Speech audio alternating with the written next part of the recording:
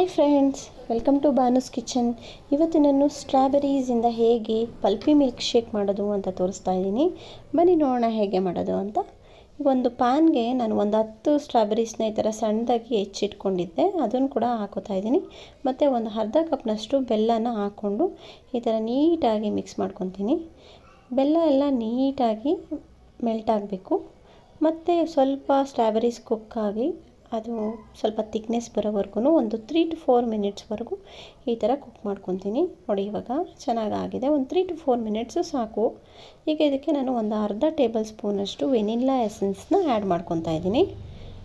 Add ಮಾಡಿಕೊಂಡು 1 minute ಈ ಥರ ಮಿಕ್ಸ್ ಮಾಡ್ಕೊತೀನಿ.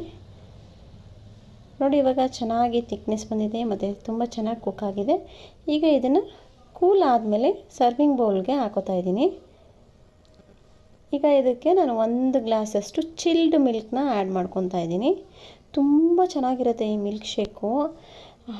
ಹಾಗೇ ನಾವು ಈ ಥರ ಕುಕ್ ಮಾಡ್ದೇ ಮಾಡೋದಕ್ಕೂ ಈ ಥರ ಮಾಡೋದಕ್ಕೂ ತುಂಬ ಡಿಫ್ರೆನ್ಸ್ ಇರುತ್ತೆ. ಈ ಥರ ಟ್ರೈ ಮಾಡಿ ನೋಡಿ, ನೀವು ಯಾವಾಗಲೂ ಇದೇ ಥರನೇ ಮಾಡ್ಕೊಂಡು ಕುಡಿತೀರಾ.